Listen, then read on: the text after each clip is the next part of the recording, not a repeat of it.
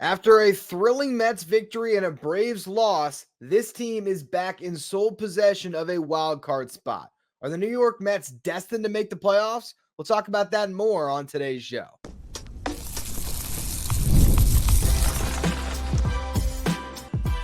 You are Locked On Mets, your daily New York Mets podcast. Part of the Locked On Podcast Network, your team every day. Hello to all you amazing Mets fans. You're watching Locked On Mets, part of the Locked On Podcast Network, your team every day. I'm your host, Ryan Finkelstein. If you want to find any of my work, follow me on X at Finkelstein Ryan. You can also find some of my writing at justbaseball.com, where I work as the managing editor. This episode is brought to you by Prize Picks. Go to prizepicks.com/LockedOnMLB. Use the code all lowercase LockedOnMLB to win $50 instantly when you play $5. The New York Mets have had some remarkable victories throughout this season, and particularly lately. I don't know if they will top what happened on Wednesday. And I already did a full podcast breaking down the game. You can check that out if you missed it.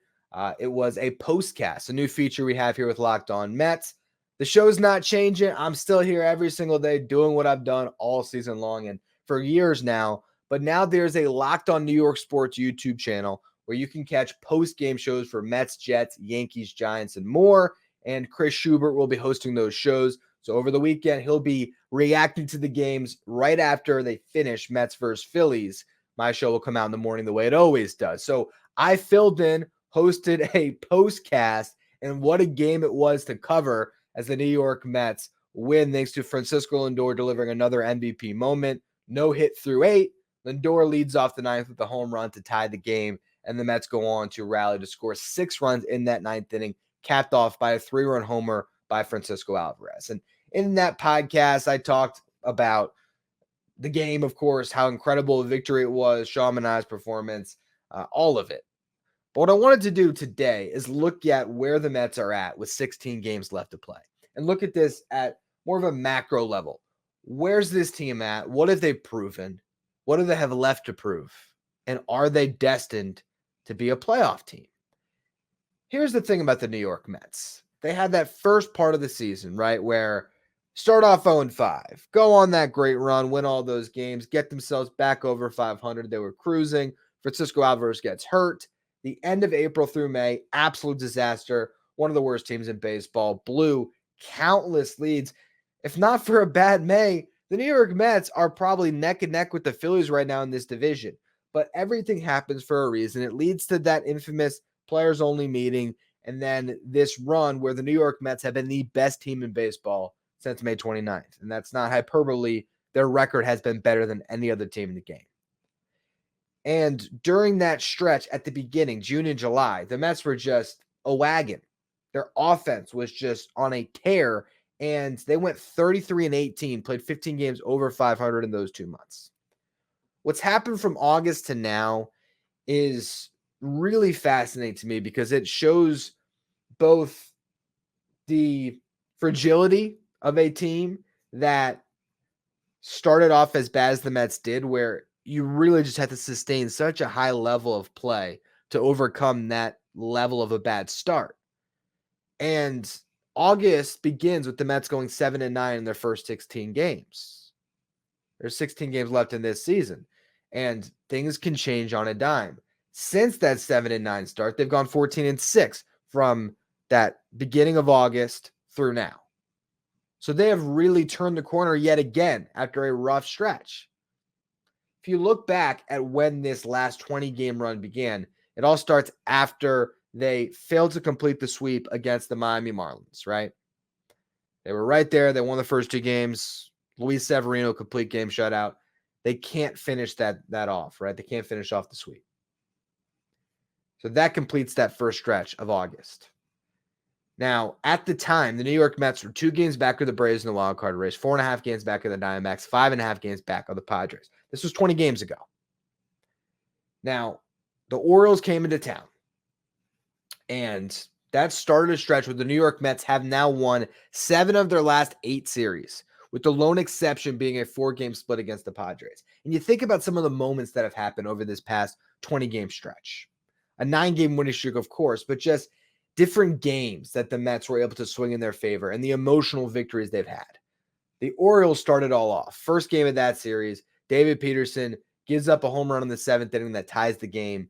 Things are all knotted at 3 apiece going into the bottom of the 9th inning. Francisco Alvarez swings 3-0 and hits a walk-off homer.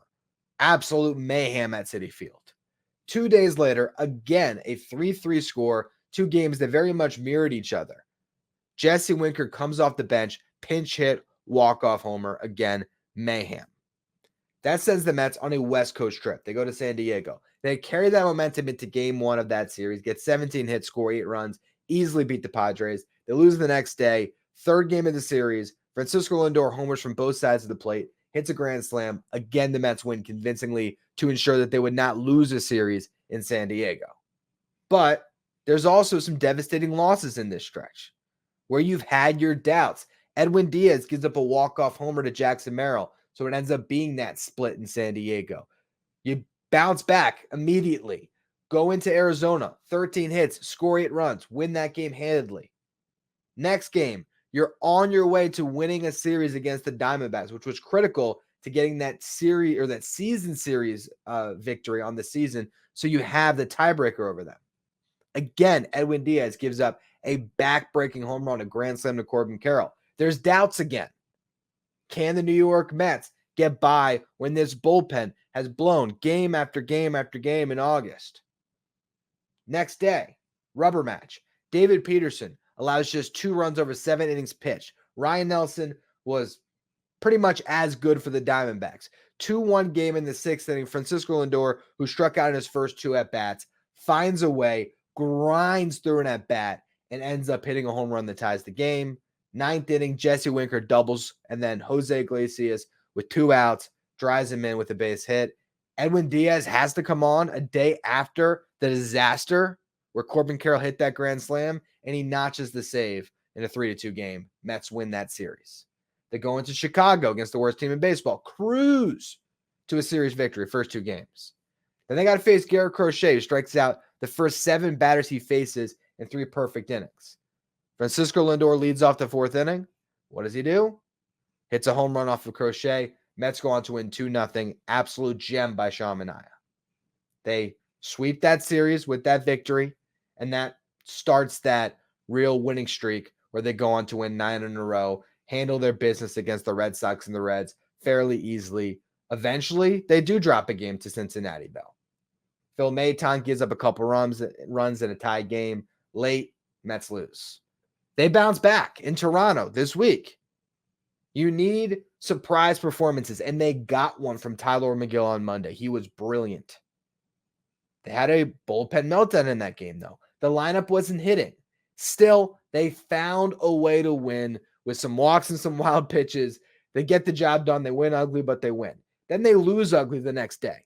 Brutal game on Tuesday. David Peterson, a clunker. Lineup can't hit. The doubts creep in again, and they're only mounted when you get no hit through the first 8 innings. But every time we doubt this team since June, they show back up. And for Francisco Lindor to hit that home run in that moment with those stakes, to see his team after that start a real rally and score 5 additional runs, that was such a special victory that shows the character of this team. The Mets lose this game. Maybe the Braves end up winning the final game of their series against the Nationals. They won by a score of 12-0 on Tuesday with 15 hits and a bunch of home runs. But they ended up losing today. And so now here you go. You went from sort of dire straits, thinking, oh, the Mets are going to lose this game. They're going to be back against the Braves again in this race because the Braves are going to lose tonight. That's what I'm sure everybody was thinking when Lindor came up in that 9th inning. But they're able to just battle and battle and battle. And here you go, another win. And they are 58-34 since the players only meeting. Again, best record in baseball. This team's so close. There's 6 series left. Weekend series in Philly, homestand where you face the Nationals and the Phillies for 4. Road trip, Braves, Brewers. That's it. Did I count wrong? 5 series left. Jeez. We'll leave that in the show. Who needs to edit that out? 5 series left. Still, though, the point stands. You got 16 games left, 1/10 of your season. Will the New York Mets have more moments like this one on Wednesday? Will they have some dramatic victories in Philadelphia over the weekend? Will they go into Atlanta with the season on the line and not repeat the disaster from 2022? What this team has showed us now for more than 3 months is that they are up to the task and they deserve the faith of this fan base. You got to believe. I believe in this Mets team. We'll just see how it all plays out. But we're going to talk about in the next segment is what else happened around that incredible victory for the Mets on Wednesday. Who else won? Who else lost in this wild card race? I want to touch on that in just a minute. First, though, quick word from our sponsors. Today's episode is brought to you by Prize Picks. Prize Picks is America's #1 daily fantasy sports app with over 5 million active members. Prize Picks is the easiest and most exciting way to play daily fantasy sports because unlike other apps on Prize Picks, it's just you against the numbers. All you do is pick more or less on 2 to 6 player stat projections. You watch the winnings roll in. Get in on the daily action with your friends and become part of the Prize Picks community today. You can now win up to 100 times your money on Prize Picks with as little as 4 correct picks. So you can turn $10 into $1,000. And if you're looking at this weekend slate, maybe like Malik Neighbors on receiving yards, you can take more there. Maybe you just want to focus on the Mets. You believe that Pete Alonso is going to hit some home runs. Look at his fantasy score against the Phillies. Maybe like Mark Vientos. The best part about Prize Picks is you can play across 2 different sports. So you can take a Met and a Giant, a Met and a Jet, whatever you want to do on Sunday this weekend, and you can win big with Prize Picks. Again, you can turn $10 into $1,000. Download the Prize Picks app today. Use the code LOCKEDONMLB and get $50 instantly when you play 5. That's LOCKEDONMLB on Prize Picks to get $50 instantly when you play $5. You don't even need to win to receive the $50 bonus. It's guaranteed. Prize Picks, run your game. Stay up to date with all the latest in the world of sports when you check out Locked On Sports Today, streaming 24/7 on YouTube. So let's talk about the rest of the wild card slate. Obviously, all eyes go to the Braves first, and they had a chance to sweep the Nationals in a 2-game set after blowing them out in game 1, and they had Max Fried on the mound. Did not go the Braves' way, though. Jake Irvin was excellent, allowed just 1 run on 2 hits and a walk with 5 strikeouts. Fried, not so good. He gave up 11 hits in 6 innings pitched. Gave up RBI hits to Dylan Cruz and James Wood in the 3rd inning. Get used to hearing those names, guys, because Dylan Cruz and James Wood are coming with that Nationals team. They're going to be good in a couple years. I really do think so. And they're a good spoiler right now. At least they were in this game. Hopefully next week they're a bad spoiler. But they score a couple runs there. CJ Abrams homers in the 4th. In the 5th inning, Max Fried gives up a double and a single. Ends up getting a double play ball to mitigate the damage, but still gives up a run on that double play ball. So 4 runs allowed by Fried. Nationals tack on 1 later. The Braves rallied in the 7th and the 8th, but they just could not score, and they end up losing by a score of 5-1. So the New York Mets now hold a 1-game lead again in the wild card race. You look at this Braves team, and if you listen to their fan base, including Chipper Jones and everybody else in between, they don't think this is a team of destiny. This is a team that got off to a good start that has just been barely keeping their head above water for some time. It's a much different season than what the Mets have had. Their wins were stacked in April. May through July, the Atlanta Braves were a game under 500. Now, August, they had their first good month in a long time. They were 16-13. So far in September, they're playing 500. You look at what they've done in this month. They lost a hard-fought series against the Phillies that began at the end of August. Final game took place in September. Barely lose that one. They then beat the Rockies and the Blue Jays in the Paris series, but can't sweep either. They lose to the Reds in a makeup game by a score of 1-0 to open up this week. Got shut out. Then they have this series in Washington, blow them out. Then the offense goes dormant again. The Atlanta Braves have not had the type of season the Mets have had. They're just the pedigree team. They're the team that's always there, that always finds their way. And I'm not going to count out the Braves now, but if you're following narratives, the Mets should make the playoffs over the Atlanta Braves. They just should. We just have to see how it shakes out. But now looking ahead, the Mets and the Braves both have an off day on Thursday. The Braves are coming back home. They got the Dodgers coming to town for 4. So during that span where the Braves are playing what's been the best team in baseball since they got Mookie Betts back, the Mets are going to play a Phillies team that has been really good.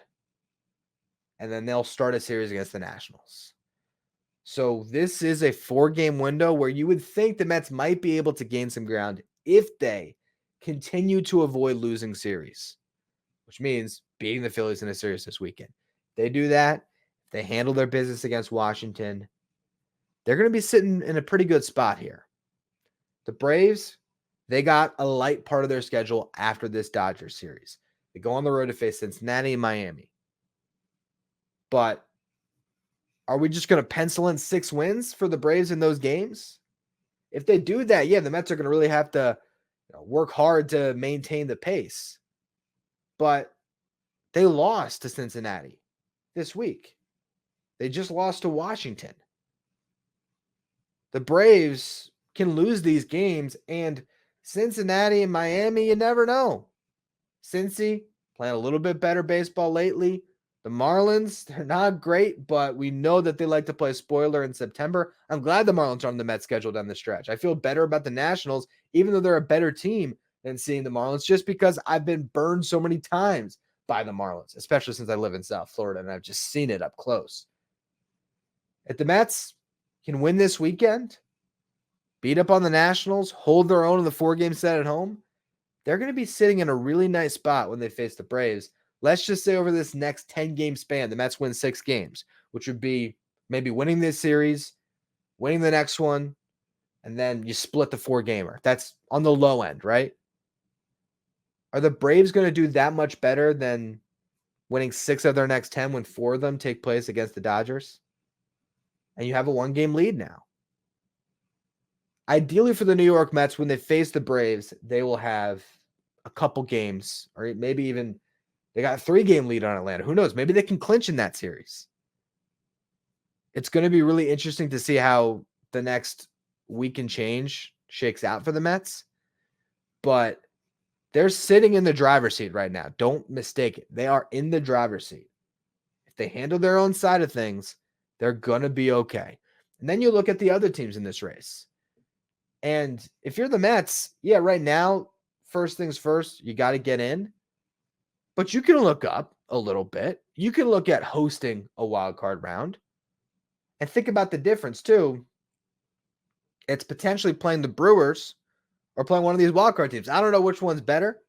I don't know if you'd rather face the Padres, the Diamondbacks, or the Brewers. Maybe that's a conversation for another day when it comes to playoff seeding. But you would like to host. You would like to play in front of your fans. And the Mets are only sitting a couple games back of the Diamondbacks, game and a half back of the Padres, and they have the season series against both of them. The Padres lost to the Mariners on Wednesday, so the Mets gained some ground again. They split their 2-game set against Seattle. They now have to face the Giants. The last time they faced the Giants, it was at home in San Diego. They lost that series. Now they play them on the road, San Francisco. Could the Giants win that series? Yeah, they definitely could. Then the Padres play 3 against the Astros. They follow that up with 3 against the White Sox, which sort of balances it out. But they closed their season against the Dodgers and the Diamondbacks. So it's not guaranteed the Padres make it. And then you go to the Diamondbacks. They beat up on the Rangers this week. 2-game set. They won by a combined score of 20-4. But they're now beginning a stretch where 7 of the next 10 games come against a really good Brewers team. What's that going to look like? So if we just look at the next 10 games here for the New York Mets, there should be room to maybe gain on all of these teams, or at least a couple of them, if the Mets handle their business. So obviously it starts with that first, but this wild card race is wide open. And there's a world where the Mets could finish atop it all when it's all said and done. And that would be, I think, one of the things that would push the Francisco Lindor MVP narrative a little bit further. If the Mets not only were a wild card, but a top wild card team.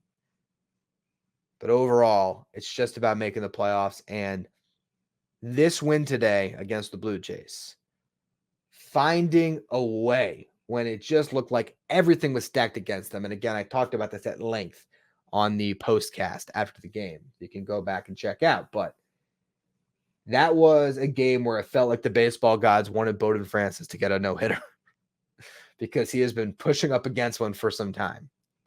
And every single box was checked for what needed to happen for him to get that no-hitter. The great catch. The lack of discipline by the Mets in the 8th inning when the guy was over 100 pitches and they're swinging first pitch and 2 outs on 2 pitches to open up that inning. Everything looked like a Mets loss. The resilience of this team never gave up. They never quit. And Francisco Lindor, and push came to shove, delivered and brought his team back from the brink. Can he keep doing that for the final 16 games? That's what I'm counting on. And in the next segment, what I want to do is have some fun with numbers. We're going to look at some of the star players on the Mets and what they are looking at for their season totals with 16 left to play, because I think there's some guys that if they hit certain milestones, the Mets are going to win a lot of games down the stretch. We'll talk about that in just a minute. First, though, another word from our sponsors. Today's episode is brought to you by FanDuel. You've heard us talk a lot about FanDuel, America's #1 sports book. Well, we have something a little bit different for you. Now through September 22nd, all FanDuel customers can bet $5, get a 3-week free trial of NFL Sunday Ticket from YouTube and YouTube TV. Then with a YouTube TV base plan, you'll be able to watch every regular season Sunday afternoon at a market game. All you need is a Google account and a current form of payment. You can cancel anytime. Again, this is for all FanDuel customers. You just bet that $5, you get a 3-week free trial of NFL Sunday Ticket from YouTube and YouTube TV. Just visit FanDuel.com/lockedon to download America's #1 sportsbook. Today's episode is also brought to you by Tonal. When life gets busy, fitting in a workout can be stressful. With Tonal, you can get efficient workouts personalized just for you that are available with the amount of time you have. Tonal is the world's smartest and most effective strength training system that helps you get stronger. Powered by AI, Tonal learns with every rep, so it can deliver workouts personalized just for you. It's like having a personal trainer at home with you, as Tonal will optimize every workout for you. Unlike traditional gym equipment, Tonal uses adaptive digital weight to advance your training techniques. From professional athletes to the mom of 3, Tonal is trusted by thousands who have become their strongest. Right now, Tonal is offering our listeners $200 off your Tonal purchase with the promo code LOCKEDONMLB. That's Tonal.com and promo code LOCKEDONMLB for $200 off your purchase. That's Tonal.com, promo code LOCKEDONMLB for $200 off. If you're an everyday listener of the show, make sure you become a Locked On Mets insider. This is our texting service where you get updates from me anytime news breaks on the Mets. You can ask me questions anytime. You can also take part in our Locked On Mets signed photo giveaways, and you get the lineup graphics sent to your phone each day, so you know who's in the starting lineup without ever having to go on social media. If you want to be a Locked On Mets insider, find a link in the episode description. Go to subtext.com/LockedOnMets. The New York Mets have 16 games left in their season. This is the last 10th of their year. Technically, you play 162, so it's a little bit less than that, but hey, 16 game samples are close to a 10th of your season. So with that in mind, 9/10 of the way through and a little bit more, where do some of the Mets' top players stack up? We're going to have some fun with numbers here. And it starts with Francisco Lindor. What are the MVP numbers for Lindor? 30 steals is the next milestone. He's at 27. I think it's going to be 35. That's 35 homers. He's at 31. 30 stolen bases, and 100 RBIs. Now, why 100 RBIs? Well, for one, nice round number. 2, he's at 85. If Francisco Lindor has 15 runs driven in over the final 16 games, which sounds like a lot, but he has to be overwhelming to beat Shohei Ohtani in this race, because Ohtani is at, I think, 47 and 47. I don't know. He's getting close to the 50-50. Lindor's got to do something that's really impressive and leading his team to the first wildcard spot and getting to 100 RBIs with 35 homers and 30 stolen bases.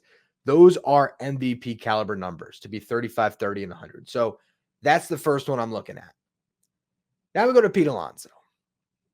40 and 100. If he gets that the Mets are making the playoffs. That alone, just Pete Alonso get to 40 and 100. Okay. And we've talked about that a lot, how it always feels inevitable that he'll get there. He's not getting there because he's at 31 and 80.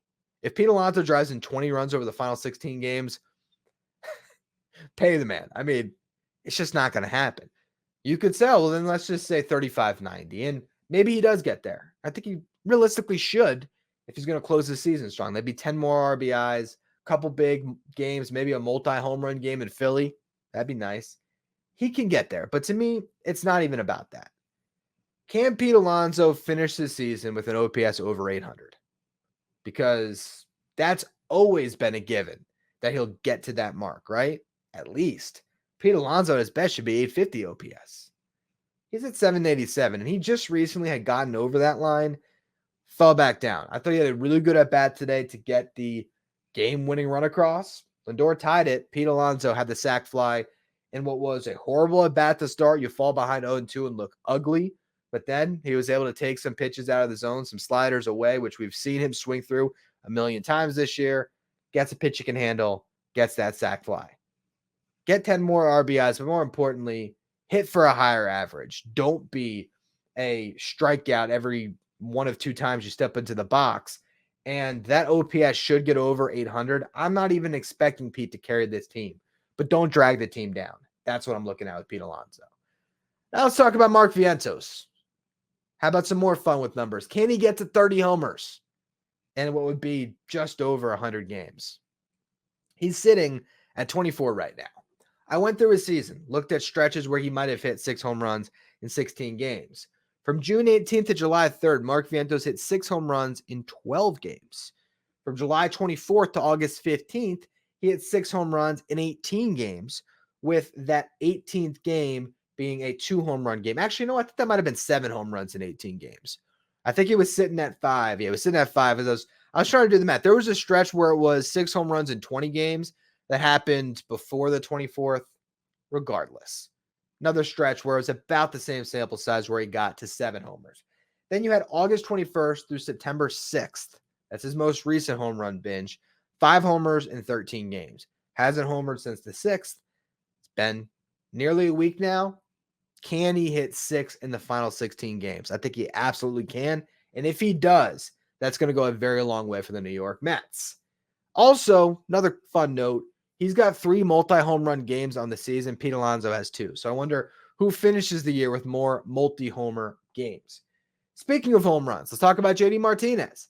He's sitting at 16 homers and 69 RBIs, which is super nice. Can he get to 2080?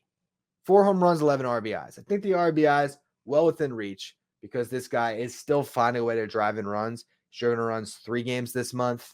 I think that one is more likely. 4 home runs in 16 games, less likely. The most home runs he's hit in a month this year is 5. So I'm not expecting that one, but it still shows you, right?